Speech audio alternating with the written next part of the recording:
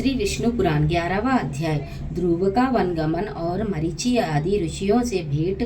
श्री परशुराज जी बोले, हे मैत्रेय, मैंने तुम्हें स्वयं भूव मनु के प्रियव्रत एवं उत्तानपाद नामक 2 महाबलवान और धर्माज्ञ पुत्र बतलाए थे। हे ब्राह्मण, उनमें से उत्तानपाद की प्रेयसी पत्नी सुरुचि से पिता का अत्यंत लाडला उत्तम नामक पुत्र हुआ है। द्विज, उस राज्य की जो सुनीति नामक राजमहिषी थी, उसमें उसका विशेष प्रेम न था। उसका पुत्र ध्रुवा हुआ। एक दिन राज सिंहासन पर बैठे हुए पिता की गोद में अपने भाई उत्तम को बैठा देख ध्रुव की इच्छा भी गोद में बैठने की हुई, किंतु राजा ने अपनी प्रेयसी सुरुचि के सामने गोद में चढ़ने के लिए उत्कंठित होकर प्रेमवश आए हुए उस पुत्र का आदर नहीं किया। अपनी सौत के पुत्र को गोद में चढ़ने के लिए उत्सुक और अपने पुत्र को गोद में बैठा देख सुरुचि इस प्रकार कहने लगी, अरे लल्ला, बिना मेरे पेट से उत्पन्न हुए किसी अन्य स्त्री का पुत्र होकर भी तू व्यर्थ क्यों ऐसा बड़ा मनोरथ करता है?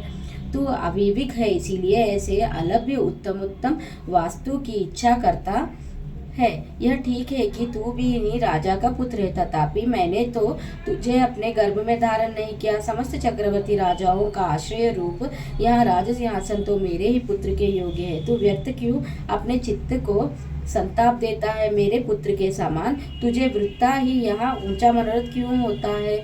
क्या तू नहीं जानता कि तेरा जन्म सुनीति से हुआ है? श्री परशुराज जी बोले, हे द्विज, विमाता का ऐसा कथन सुन वहाँ बालक कोपित हो पिता को छोड़कर अपनी माता के महल को चल दिया।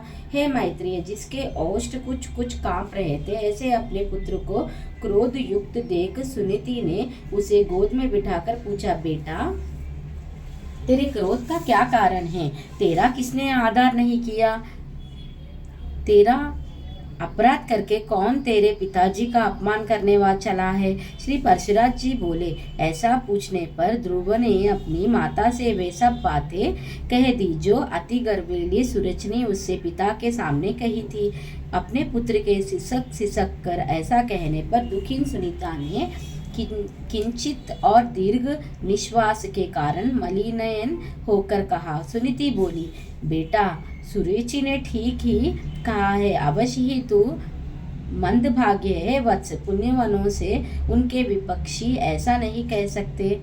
बच्चा, तू व्याकुल मत हो, क्योंकि तूने पूर्व जन्म में जो कुछ किया है उसे दूर कौन कर सकता है, और जो नहीं किया वह तुझे दे भी कौन सकता है।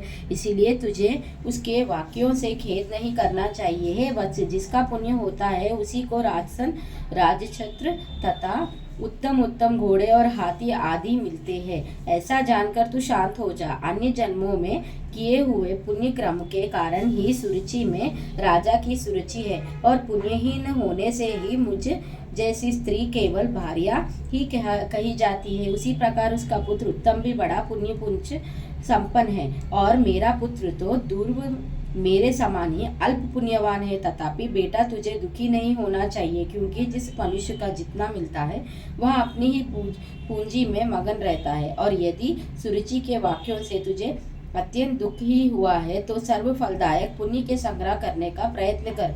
तू सुशील, पुण्यात्मा, प्रेमी और समस्त प्राणियों का हितैषी बन, क्योंकि जैसे नीची भूमि की और टलकता हुआ जल अपने आप ही पात्र में आ जाता है, वैसे ही सत्पात्र मनुष्य के पास स्वतः ही समस्त संपत्तियां आ जाती है।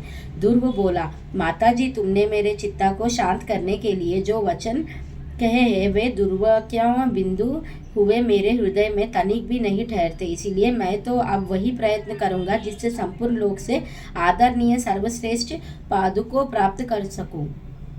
राजा की प्रेयसी तो अवश्य सुरुचि ही है, और मैंने उसके उद्धार से जन्म भी नहीं लिया है।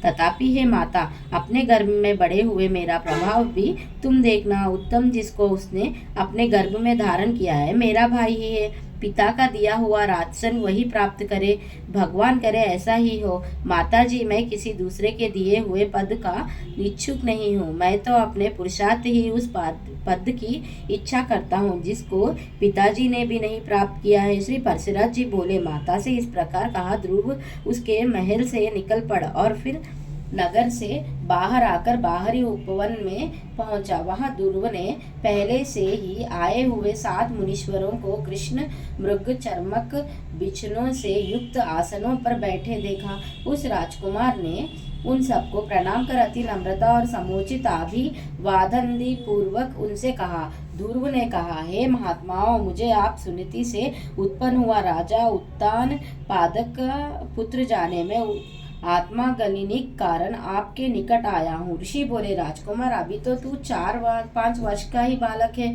अभी तेरे निर्बोधक कोई कारण नहीं दिखाई पड़ता। तुझे कोई चिंतक विषय भी नहीं है, क्योंकि अभी तेरा पिता राजा जीवित है और वह बालक तेरी कोई इष्ट वस्तु खो गई हो ऐसा भी हमें दिखाई नहीं देता, तथा हमें तेरे शरीर में भी कोई व्याधि नहीं दिख पड़ती। फिर बता, तेरे गलनी क्या कारण है?